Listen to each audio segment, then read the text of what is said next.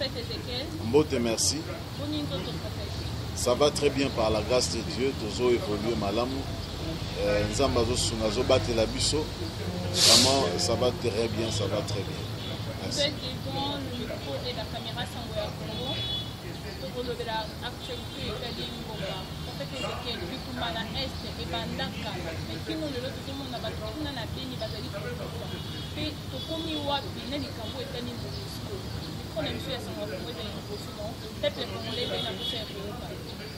Bon, il faut dire que guerre wana bandi kala eza makambo ya lelote eza makambo ya kala et puis na kati ya guerre wana masolo eza belé ya kati ya mabe ba complot eza belé na kati ya makambo ya guerre ya est mais Nzambe ndenge tolobaka toujours assez délivrer mboka na biso Congo et est ezali exempté te na délivrance wana. Le Est a fait partie de Congo Mobimba et Dieu a délivré tous les 4 coins et les recoins de Mboka na biso Congo. Donc ceux qui guerre na biso la guerre où ils ont continué na Beni où ils ont constaté malheureusement la tuerie, la mort moko sauvage. Nous disons que c'est juste pour quelques minutes, quelques temps. Dans très peu de temps, à Makamane Rosala. Donc les ennemis que nous voyons aujourd'hui, nous ne le verrons plus jamais. Na Mboka na biso Congo, bakomona na lisusuté et Nzambe a éradiquer fléau wana ozo ko frapper est mobimba ya Mboka na biso na batuerie ozo sala mawana batu bazo kufa injustement bazo kufa te po balingi yango non seulement parce qu'il y a des gens animés de méchanceté, d'un cœur mauvais. Sabotage. J'appelle ça sabotage parce que c'est inhumain de constater le modèle violer et tout ça, ça fait très mal. Mais nous disons que Makamane est comme une souka. Nzambo a Kangoli Congo, a Kangoli Est. Et d'entrée de jeu, nous verrons sur l'Est étendu mobimba la force surnaturelle de Dieu. Dieu va travailler, ses anges sont déjà en mission. Je vous promets que dans quelques jours à Waliboso,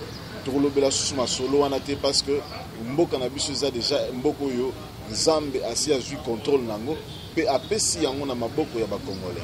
Prophète Ézéchiel, vous êtes prophète. Votre rôle, les alliés font nini na kati ya Mboka? Rôle na biso ezali lokola ba sentinelle.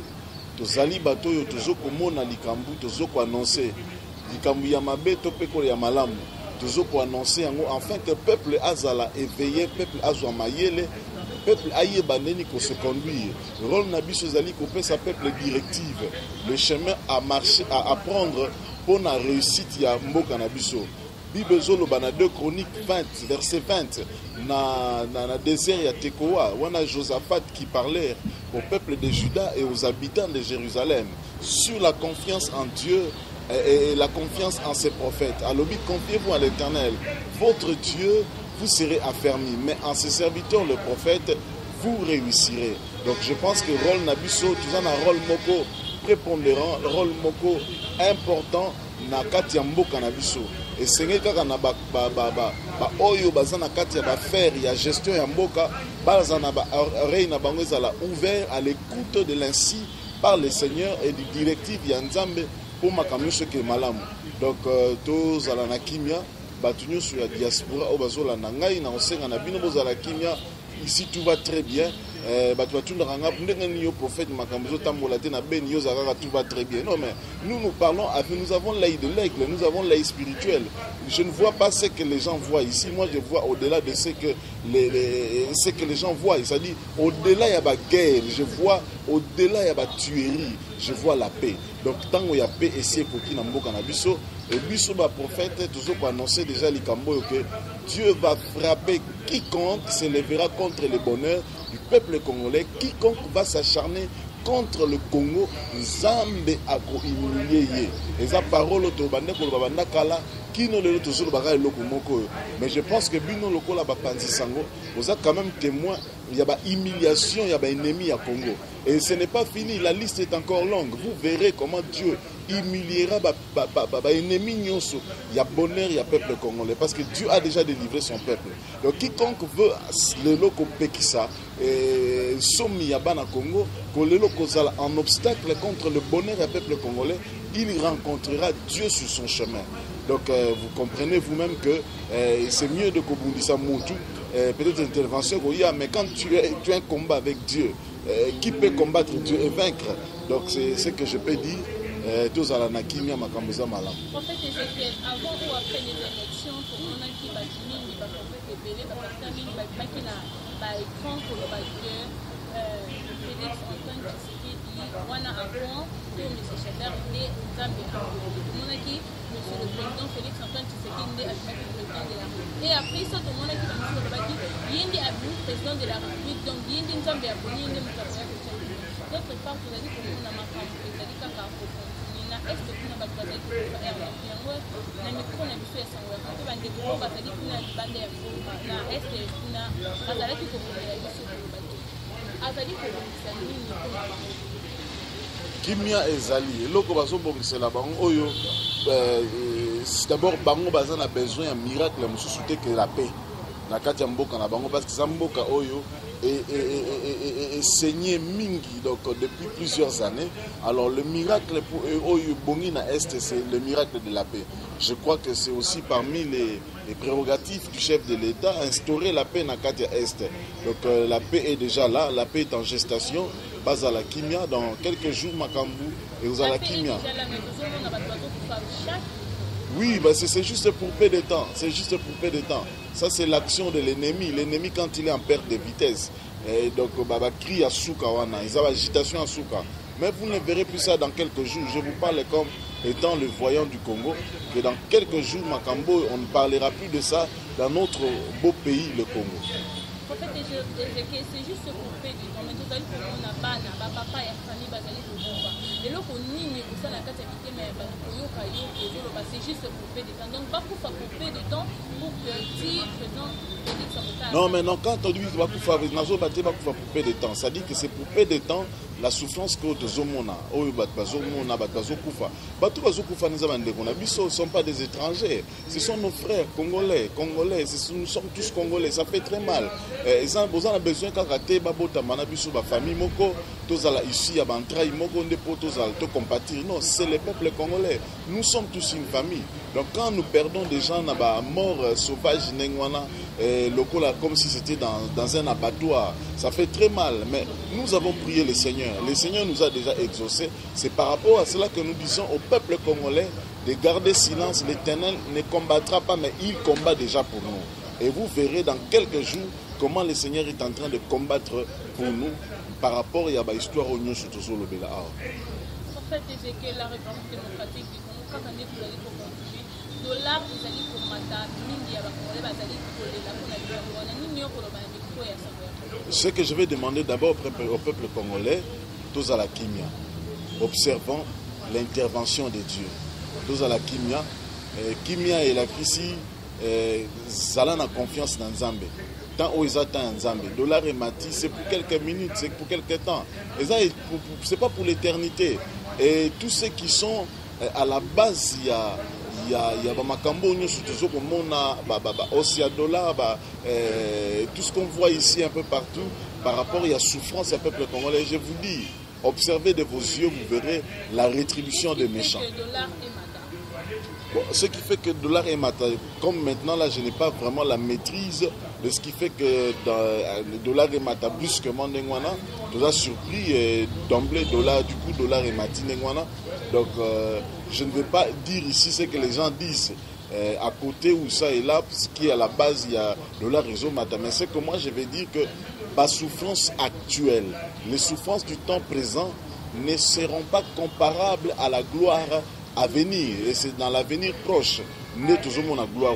Donc, tous s'inquiéter, restons dans la prière, restons vigilants dans la prière. Moi, les hommes politiques, tous à la vigilance par rapport ya éveil na biso, mais moi lokola prophète Nanzambe nazo sa peuple congolais nyoso toza la vigilant dans la prière, peuple congolais nyoso bisika ozali na poto libanda ya mboka awa pe na mboka na biso toza la vigilant dans la prière.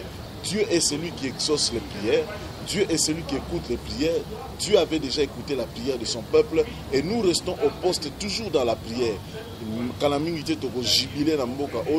Nous dirons que Dieu est bon, Dieu est grand à cause de la merveille na mboka na biso Congo. Prophète Ézéchiel, nous sommes presque à la fin de notre mot de la fin par rapport à ces mot de la fin na union ya lelo ezali nazo ko inviter mutu nyoso oya yebi kazali ennemi ya Congo. Ozala libanda ya mboka, ozala na kati ya mboka awa, mais tu te reconnais étant ennemi ya mboka Congo. Même si tu es ennemi dans ton inconscience, je t'invite à te ressaisir et à comprendre que Dieu a changé les choses ont changé et que nous devons aussi changer. Donc, awa nazo senga na biso nyoso, tosimba na loboko, Mukongo, Muluba, Muswahili. Que les politiques ne nous trompent pas. Parce que les souffrances du peuple congolais, ezali ba on politique bazande à la base na yango. Yango to senye te bako sa bisote, ba troubler bisote, ba longola makanisi na bisote. Totika la bisonyo sona bomoko. Unis, prions pour le Congo, prions pour notre pays le Congo, prions pour les uns les autres, prie pour ton prochain, prions pour le chef de l'État que Dieu a établi dans ce pays le Congo. Le Congo, c'est un pays de délices. Le Congo, c'est un pays de ressources. Le Congo, c'est un pays de miracles. Donc, ça dit que quand tu crois comme cela, lorsque tu pries, Dieu écoute les prières. D'autres à la Kimia, les gens viendront au Congo de partout. Donc,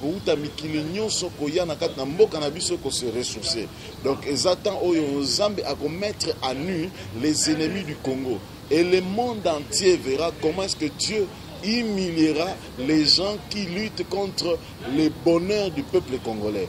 Donc soyons calmes, soyons tranquilles. Si tu as besoin de la prière, tu as un problème, tu as un cas difficile, une maladie déclarée incurable, j'ai un Dieu vivant, j'ai un Dieu puissant. Tu m'appelles sur mon numéro plus 243 82 00 56 610. Peu importe ta maladie, l'origine de ta maladie, je sers un Dieu miracle, le Dieu de mon père Alexandre Aïdini Abala. Lorsque tu appelleras ce numéro avec ta foi, ton offrande c'est ta foi. Lorsque tu auras ta foi, tu appelles, tu verras ce que Dieu est capable de faire, même ici Kawapi Kozala. À tout moningaïté, mais le Dieu que nous prêchons, le Dieu que nous prédisons est un Dieu omniprésent. Donc voilà ce que je peux dire. Congolais, Dieu est bon, nous sommes dans les bons, Congo et Samalam. Que Dieu bénisse la République démocratique du Congo, que Dieu bénisse les autorités de notre pays et que Dieu prenne soin et en charge les ennemis du peuple congolais et les ennemis du Congo. Merci beaucoup. Ok, merci.